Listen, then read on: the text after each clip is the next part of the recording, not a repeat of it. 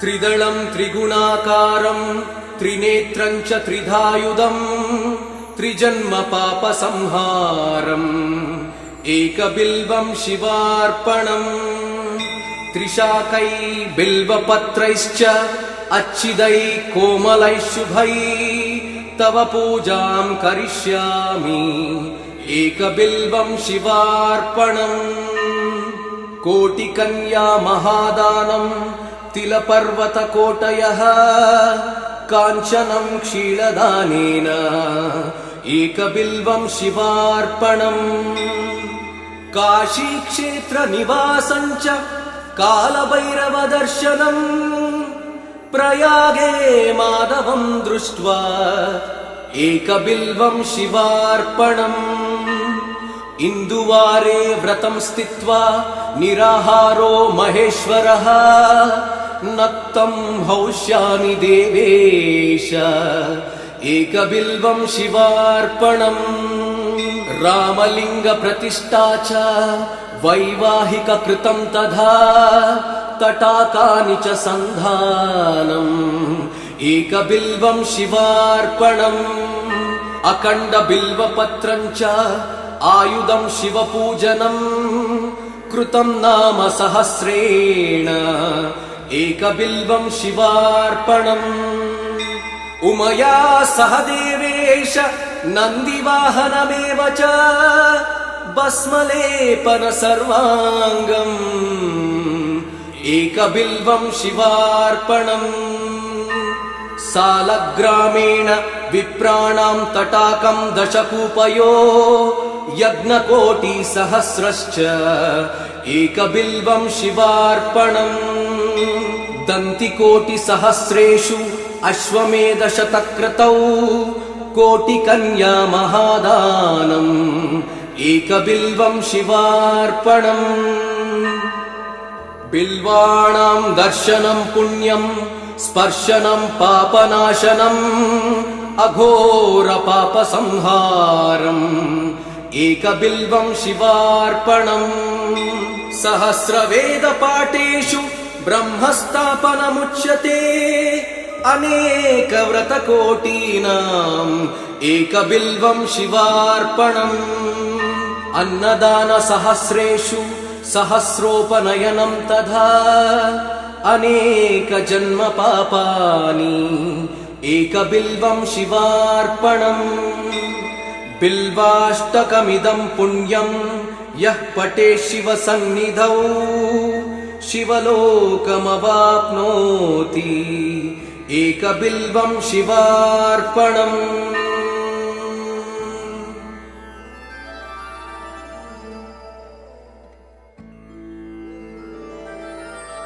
त्रिदलं त्रिगुणाकारं त्रिनेत्रं च त्रिधायुधं त्रिजन्म पापसंहारम् एकबिल्वं शिवार्पणम् त्रिशाकै बिल्वपत्रैश्च अच्छिदै कोमलै शुभै तव पूजां करिष्यामि एकबिल्वं शिवार्पणम् कोटिकन्या महादानम् तिलपर्वतकोटयः काञ्चनं क्षीरदानेन एकबिल्वं शिवार्पणम् काशीक्षेत्रनिवासं च कालभैरवदर्शनम् प्रयागे माधवं दृष्ट्वा एकबिल्वं शिवार्पणम् इन्दुवारे व्रतं स्थित्वा निराहारो महेश्वरः नक्तं हौष्यामि देवेश एकबिल्वं शिवार्पणम् रामलिङ्गप्रतिष्ठा च वैवाहिककृतं तथा तटाकानि च सन्धानम् एकबिल्वं शिवार्पणम् अखण्डबिल्वपत्रं च आयुधं शिवपूजनम् कृतं नाम सहस्रेण एकबिल्वं शिवार्पणम् उमया सह देवेश नन्दिवाहनमेव च भस्मलेपन सर्वाङ्गम् एकबिल्वं शिवार्पणम् सालग्रामेण विप्राणां तटाकं दशकूपयो यज्ञकोटिसहस्रश्च एकबिल्वं शिवार्पणम् दन्तिकोटिसहस्रेषु अश्वमेधशतक्रतौ कोटिकन्या महादानम् एकबिल्वं शिवार्पणम् बिल्वाणां दर्शनं पुण्यं स्पर्शनं पापनाशनम् अघोरपापसंहारम् एकबिल्वं शिवार्पणम् सहस्रवेदपाठेषु ब्रह्मस्थापनमुच्यते अनेकव्रतकोटीनाम् एकबिल्वं शिवार्पणम् अन्नदानसहस्रेषु सहस्रोपनयनं तथा अनेकजन्मपापानि एकबिल्वं शिवार्पणम् बिल्वाष्टकमिदं पुण्यं यः पठेत् शिवसन्निधौ शिवलोकमवाप्नोति एकबिल्वं शिवार्पणम्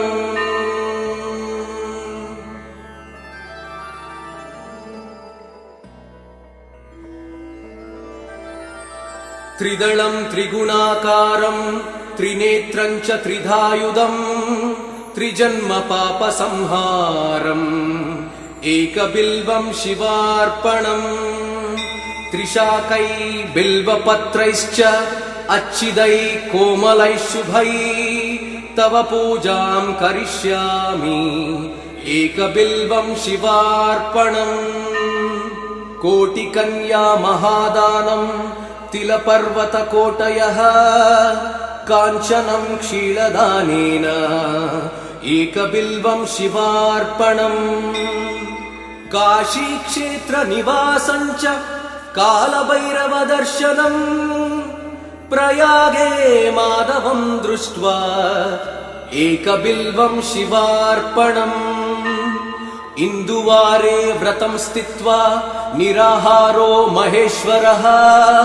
नक्तं हौष्यामि देवेश एकबिल्वं शिवार्पणम् रामलिङ्गप्रतिष्ठा च वैवाहिककृतं तथा तटाकानि च सन्धानम्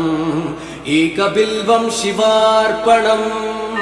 अखण्डबिल्वपत्रं च आयुधं शिवपूजनम् कृतं नाम सहस्रेण एकबिल्वं शिवार्पणम् उमया सह देवेश नन्दिवाहनमेव च भस्मलेपन सर्वाङ्गम् एकबिल्वं शिवार्पणम् सालग्रामेण विप्राणां तटाकं दशकूपयो यज्ञकोटिसहस्रश्च एकबिल्वं शिवार्पणम् दन्तिकोटिसहस्रेषु अश्वमेधशतक्रतौ कोटिकन्या महादानम् एकबिल्वं शिवार्पणम् बिल्वाणां दर्शनं पुण्यं स्पर्शनं पापनाशनम् अघोरपापसंहारम् एकबिल्वं शिवार्पणम् सहस्रवेदपाठेषु ब्रह्मस्थापनमुच्यते अनेकव्रतकोटीनाम् एकबिल्वं शिवार्पणम् अन्नदानसहस्रेषु सहस्रोपनयनं तथा अनेकजन्मपापानि एकबिल्वं शिवार्पणम् बिल्वाष्टकमिदं पुण्यं यः पठेत् शिवसन्निधौ शिवलोकमवाप्नोति एकबिल्वं शिवार्पणम्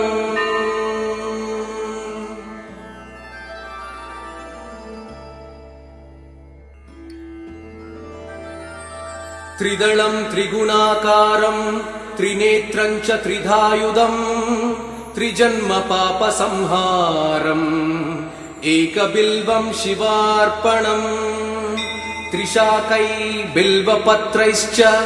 अच्छिदै कोमलैः शुभै तव पूजां करिष्यामि एकबिल्वं शिवार्पणम् कोटिकन्या महादानं तिलपर्वतकोटयः काञ्चनं क्षीरदानेन एकबिल्वं शिवार्पणम् काशीक्षेत्रनिवासं च कालभैरवदर्शनम् प्रयागे माधवं दृष्ट्वा एकबिल्वं शिवार्पणम् इन्दुवारे व्रतं स्थित्वा निराहारो महेश्वरः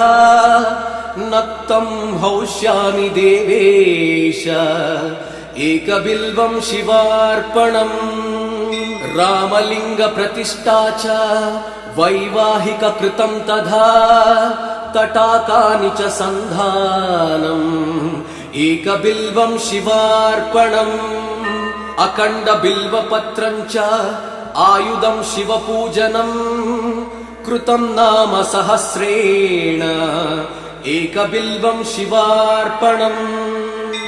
उमया सह देवेश नन्दिवाहनमेव च भस्मलेपन सर्वाङ्गम् एकबिल्वं शिवार्पणम्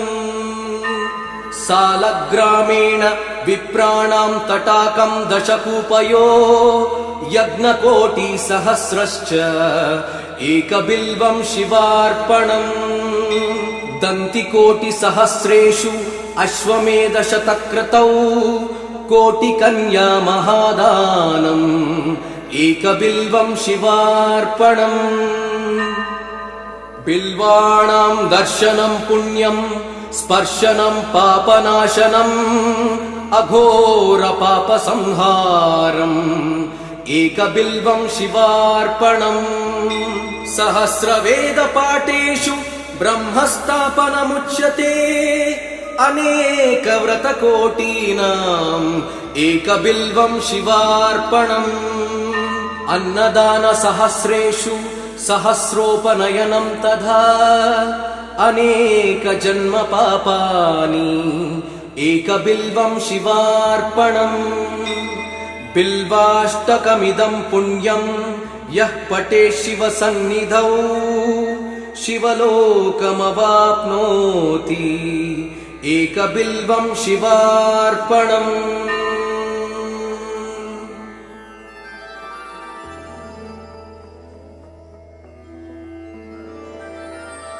त्रिदलं त्रिगुणाकारं त्रिनेत्रं च त्रिधायुधं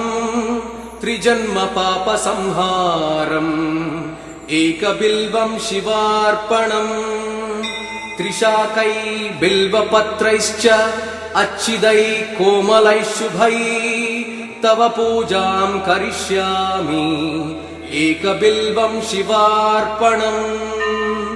कोटिकन्या महादानं तिलपर्वतकोटयः काञ्चनं क्षीरदानेन एकबिल्वं शिवार्पणम् काशीक्षेत्रनिवासं च कालभैरवदर्शनम् प्रयागे माधवं दृष्ट्वा एकबिल्वं शिवार्पणम् इन्दुवारे व्रतं स्थित्वा निराहारो महेश्वरः नक्तं हौष्यामि देवेश एकबिल्वं शिवार्पणम् रामलिङ्गप्रतिष्ठा च वैवाहिककृतं तथा तटाकानि च सन्धानम् एकबिल्वं शिवार्पणम् अखण्डबिल्वपत्रं च आयुधं शिवपूजनम् कृतं नाम सहस्रेण एकबिल्वं शिवार्पणम् उमया सह देवेश नन्दिवाहनमेव च भस्मलेपन सर्वाङ्गम् एकबिल्वं शिवार्पणम् सालग्रामेण विप्राणां तटाकं दशकूपयो यज्ञकोटिसहस्रश्च एकबिल्वं शिवार्पणम् दन्तिकोटिसहस्रेषु अश्वमेधशतक्रतौ कोटिकन्या महादानम् एकबिल्वं शिवार्पणम् बिल्वाणां दर्शनं पुण्यं स्पर्शनं पापनाशनम् अघोर पापसंहारम् एकबिल्वं शिवार्पणम् सहस्रवेदपाठेषु ब्रह्मस्थापनमुच्यते अनेकव्रतकोटीनाम् एकबिल्वं शिवार्पणम् अन्नदानसहस्रेषु सहस्रोपनयनं तथा अनेकजन्म पापानि एकबिल्वं शिवार्पणम् बिल्वाष्टकमिदं पुण्यं यः पठेत् शिवसन्निधौ शिवलोकमवाप्नोति एकबिल्वं शिवार्पणम्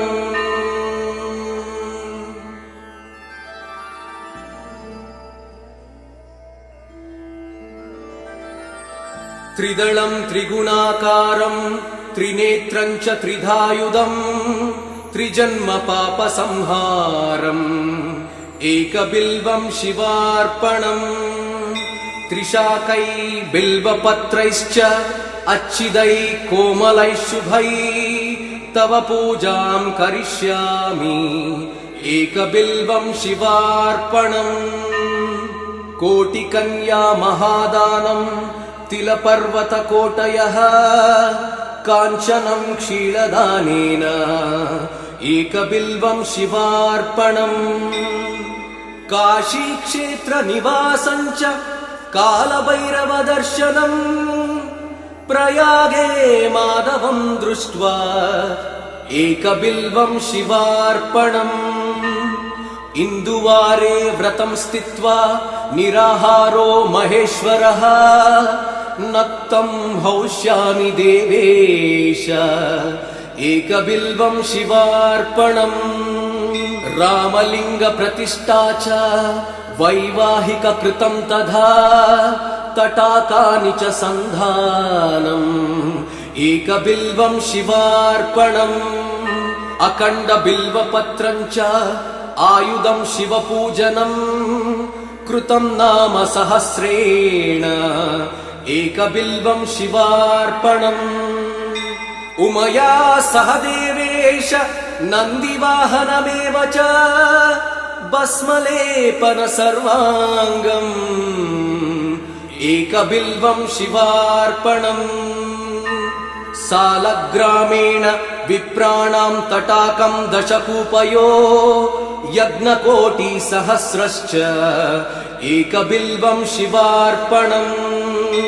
दन्तिकोटिसहस्रेषु अश्वमेधशतक्रतौ कोटिकन्या महादानम् एकबिल्वं शिवार्पणम् बिल्वाणां दर्शनं पुण्यं स्पर्शनं पापनाशनम् अघोर पापसंहारम् एकबिल्वं शिवार्पणम् सहस्रवेदपाठेषु ब्रह्मस्थापनमुच्यते अनेकव्रतकोटीनाम् एकबिल्वं शिवार्पणम् अन्नदानसहस्रेषु सहस्रोपनयनं तथा अनेकजन्म पापानि एकबिल्वं शिवार्पणम् बिल्वाष्टकमिदं पुण्यं यः पठेत् शिवसन्निधौ शिवलोकमवाप्नोति एकबिल्वं शिवार्पणम्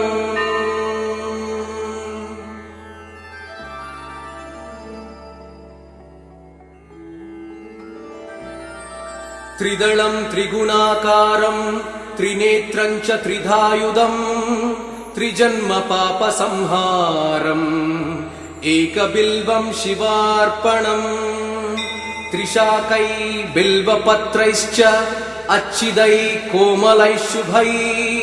तव पूजां करिष्यामि एकबिल्वं शिवार्पणम् कोटिकन्या महादानम् तिलपर्वतकोटयः काञ्चनं क्षीरदानेन एकबिल्वं शिवार्पणम् काशीक्षेत्रनिवासं च कालभैरवदर्शनम् प्रयागे माधवं दृष्ट्वा एकबिल्वं शिवार्पणम् इन्दुवारे व्रतं स्थित्वा निराहारो महेश्वरः नक्तं हौष्यामि देवेश एकबिल्वं शिवार्पणम् रामलिंग प्रतिष्ठा च वैवाहिक कृतं तथा तटाकानि च सन्धानम् एकबिल्वं शिवार्पणम् अखण्ड बिल्वपत्रं च आयुधं शिवपूजनम् कृतं नाम सहस्रेण एकबिल्वं शिवार्पणम् उमया सह देवेश नन्दिवाहनमेव च भस्मलेपन सर्वाङ्गम् एकबिल्वं शिवार्पणम् सालग्रामेण विप्राणां तटाकं दशकूपयो यज्ञकोटिसहस्रश्च एकबिल्वं शिवार्पणम् दन्तिकोटिसहस्रेषु अश्वमेधशतक्रतौ कोटिकन्या महादानम् एकबिल्वं शिवार्पणम् बिल्वाणां दर्शनं पुण्यं स्पर्शनं पापनाशनम् अघोर पापसंहारम् एकबिल्वं शिवार्पणम् सहस्रवेदपाठेषु ब्रह्मस्थापनमुच्यते अनेकव्रतकोटीनाम् एकबिल्वं शिवार्पणम् अन्नदानसहस्रेषु सहस्रोपनयनं तथा अनेकजन्म पापानि एकबिल्वं शिवार्पणम् बिल्वाष्टकमिदं पुण्यं यः पठेत् शिवसन्निधौ शिवलोकमवाप्नोति एकबिल्वं शिवार्पणम्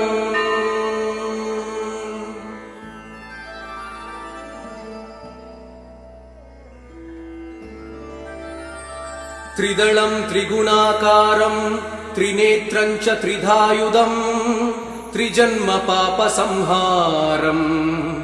एकबिल्वं शिवार्पणम् त्रिशाकै बिल्वपत्रैश्च अच्छिदै कोमलै शुभै तव पूजां करिष्यामि एकबिल्वं शिवार्पणम् कोटिकन्या महादानं तिलपर्वतकोटयः काञ्चनं क्षीरदानेन एकबिल्वं शिवार्पणम् काशीक्षेत्रनिवासं च कालभैरवदर्शनम् प्रयागे माधवं दृष्ट्वा एकबिल्वं शिवार्पणम् इन्दुवारे व्रतं स्थित्वा निराहारो महेश्वरः नक्तं हौष्यामि देवेश एकबिल्वं शिवार्पणम् रामलिंग प्रतिष्ठा च वैवाहिक कृतं तथा तटाकानि च सन्धानम् एकबिल्वं शिवार्पणम्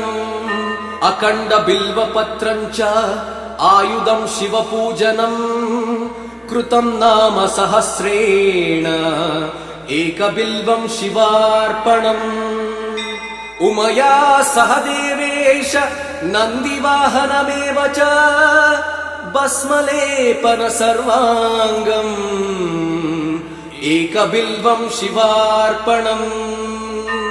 सालग्रामेण विप्राणां तटाकं दशकूपयो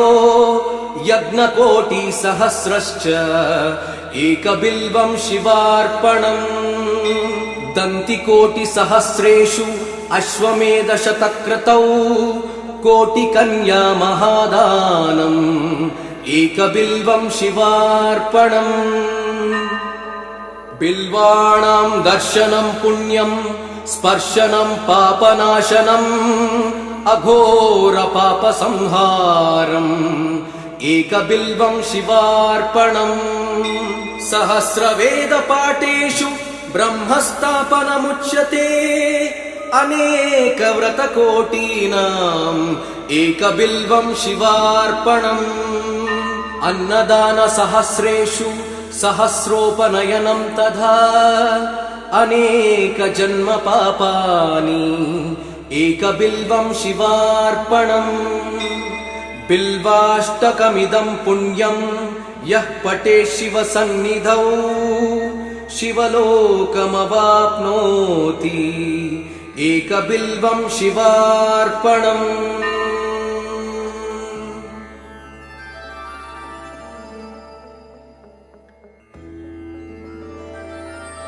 त्रिदलं त्रिगुणाकारं त्रिनेत्रं च त्रिधायुधम् त्रिजन्मपापसंहारम् एकबिल्वं शिवार्पणम्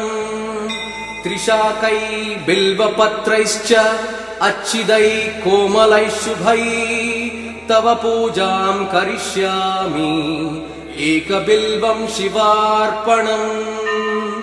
कोटिकन्या महादानम् तिलपर्वतकोटयः काञ्चनं क्षीरदानेन एकबिल्वं शिवार्पणम् काशीक्षेत्रनिवासं च कालभैरवदर्शनम् प्रयागे माधवं दृष्ट्वा एकबिल्वं शिवार्पणम् इन्दुवारे व्रतं स्थित्वा निराहारो महेश्वरः नक्तं हौष्यामि देवेश एकबिल्वं शिवार्पणम् रामलिङ्गप्रतिष्ठा च वैवाहिककृतं तथा तटाकानि च सन्धानम् एकबिल्वं शिवार्पणम् अखण्डबिल्वपत्रं च आयुधं शिवपूजनम् कृतं नाम सहस्रेण एकबिल्वं शिवार्पणम् उमया सह देवेश नन्दिवाहनमेव च भस्मलेपन सर्वाङ्गम् एकबिल्वं शिवार्पणम् सालग्रामेण विप्राणां तटाकं दशकूपयो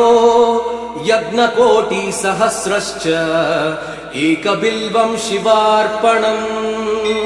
दन्तिकोटिसहस्रेषु अश्वमेधशतक्रतौ कोटिकन्या महादानम् एकबिल्वं शिवार्पणम् बिल्वाणां दर्शनं पुण्यं स्पर्शनं पापनाशनम्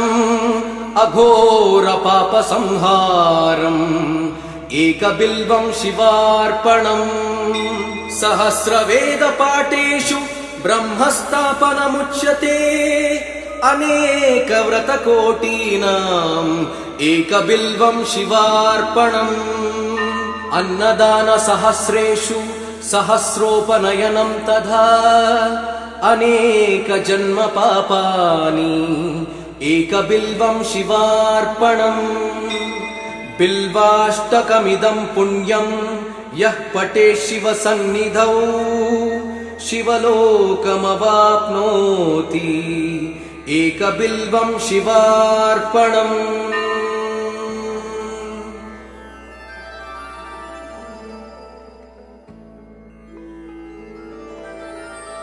त्रिदलं त्रिगुणाकारं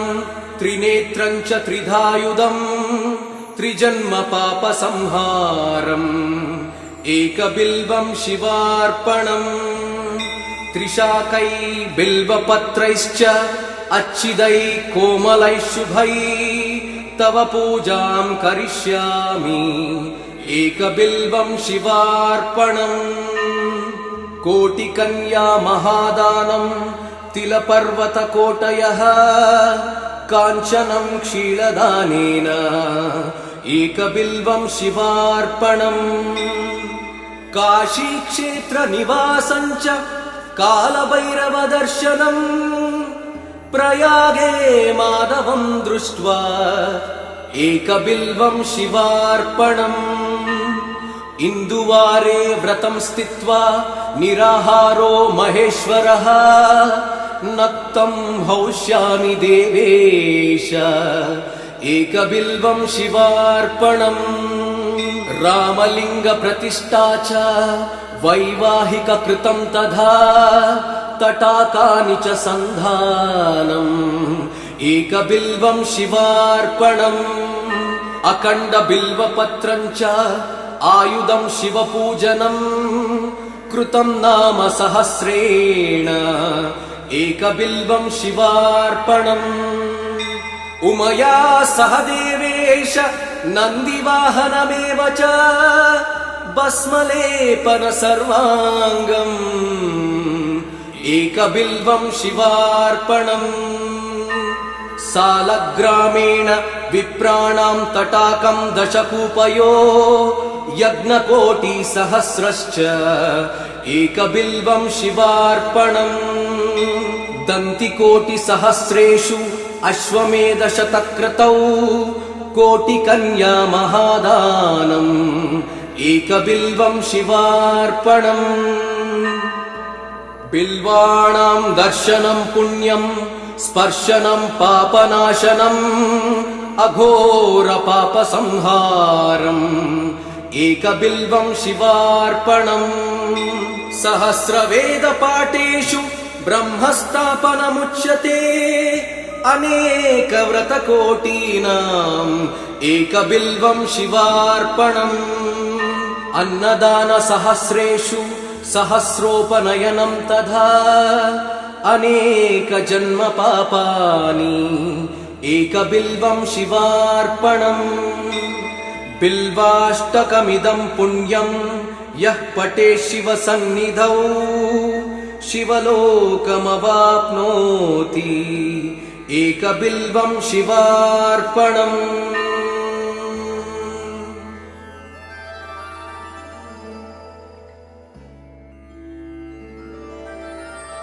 त्रिदलं त्रिगुणाकारं त्रिनेत्रं च त्रिधायुधम् त्रिजन्म पापसंहारम्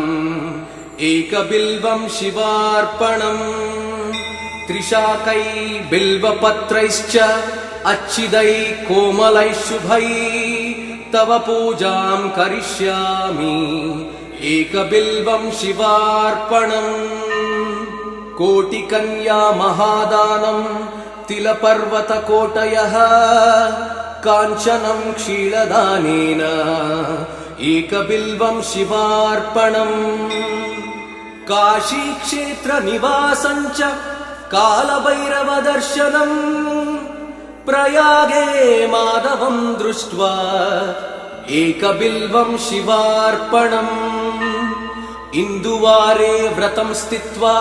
निराहारो महेश्वरः नक्तं हौष्यामि देवेश एकबिल्वं शिवार्पणम् रामलिंग प्रतिष्ठा च वैवाहिक कृतं तथा तटाकानि च सन्धानम् एकबिल्वं शिवार्पणम् अखण्ड बिल्वपत्रं च आयुधं शिवपूजनम् कृतं नाम सहस्रेण एकबिल्वं शिवार्पणम् उमया सह देवेश नन्दिवाहनमेव च भस्मलेपन सर्वाङ्गम् एकबिल्वं शिवार्पणम् सालग्रामेण विप्राणां तटाकं दशकूपयो यज्ञकोटिसहस्रश्च एकबिल्वं शिवार्पणम् दन्तिकोटिसहस्रेषु अश्वमेधशतक्रतौ कोटिकन्या महादानम् एकबिल्वं शिवार्पणम् बिल्वाणां दर्शनं पुण्यं स्पर्शनं पापनाशनम् अघोर पापसंहारम् एकबिल्वं शिवार्पणम् सहस्रवेदपाठेषु ब्रह्मस्थापनमुच्यते अनेकव्रतकोटीनाम् एकबिल्वं शिवार्पणम् अन्नदानसहस्रेषु सहस्रोपनयनं तथा अनेकजन्मपापानि एकबिल्वं शिवार्पणम् बिल्वाष्टकमिदं पुण्यं यः पठेत् शिवसन्निधौ शिवलोकमवाप्नोति एकबिल्वं शिवार्पणम्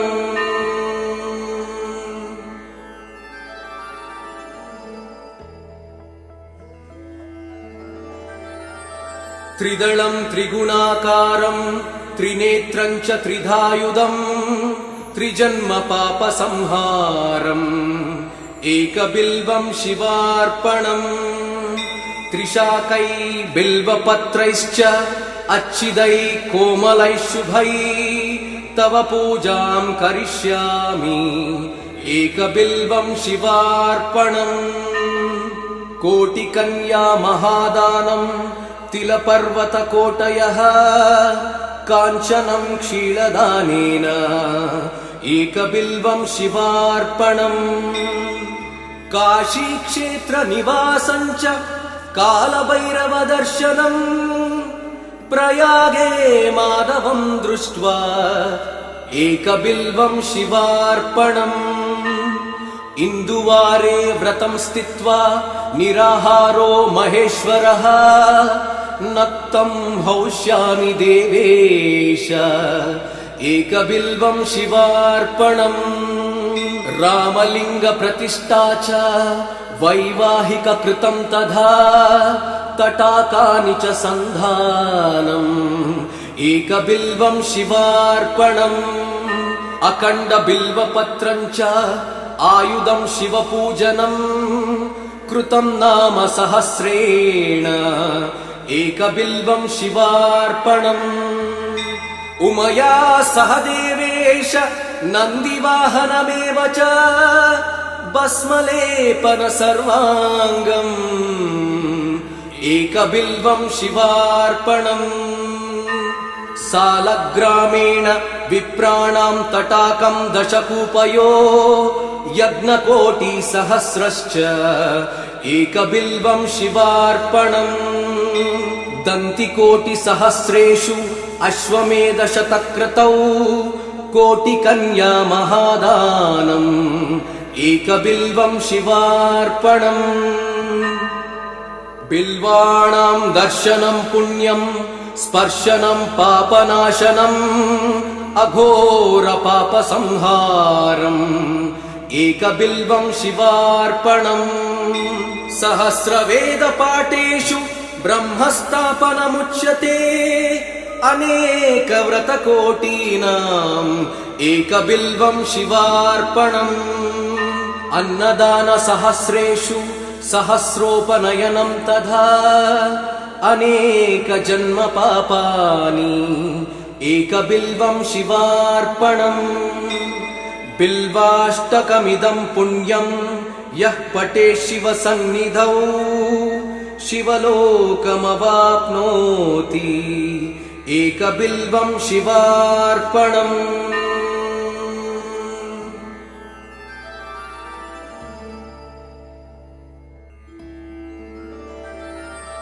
त्रिदलं त्रिगुणाकारं त्रिनेत्रं च त्रिधायुधं त्रिजन्मपापसंहारम् एकबिल्वं शिवार्पणम् त्रिशाकै बिल्वपत्रैश्च अच्छिदै कोमलैः शुभै तव पूजां करिष्यामि एकबिल्वं शिवार्पणम् कोटिकन्या महादानं तिलपर्वतकोटयः काञ्चनं क्षीरदानेन एकबिल्वं शिवार्पणम् काशीक्षेत्रनिवासं च कालभैरवदर्शनम् प्रयागे माधवं दृष्ट्वा एकबिल्वं शिवार्पणम् इन्दुवारे व्रतं स्थित्वा निराहारो महेश्वरः नक्तं हौष्यामि देवेश एकबिल्वं शिवार्पणम् रामलिङ्गप्रतिष्ठा च वैवाहिककृतं तथा तटाकानि च सन्धानम् एकबिल्वं शिवार्पणम् अखण्डबिल्वपत्रं च आयुधं शिवपूजनम् कृतं नाम सहस्रेण एकबिल्वं शिवार्पणम् उमया सह देवेश नन्दिवाहनमेव च भस्मलेपन सर्वाङ्गम् एकबिल्वं शिवार्पणम् सालग्रामेण विप्राणां तटाकं दशकूपयो यज्ञकोटिसहस्रश्च एकबिल्वं शिवार्पणम् दन्तिकोटिसहस्रेषु अश्वमेधशतक्रतौ कोटिकन्या महादानम् एकबिल्वं शिवार्पणम् बिल्वाणां दर्शनं पुण्यं स्पर्शनं पापनाशनम् अघोरपापसंहारम् एकबिल्वं शिवार्पणम् सहस्रवेदपाठेषु ब्रह्मस्थापनमुच्यते अनेकव्रतकोटीनाम् एकबिल्वं शिवार्पणम् अन्नदानसहस्रेषु सहस्रोपनयनं तथा अनेकजन्मपापानि एकबिल्वं शिवार्पणम् बिल्वाष्टकमिदं पुण्यं यः पठेत् शिवसन्निधौ शिवलोकमवाप्नोति एकबिल्वं शिवार्पणम्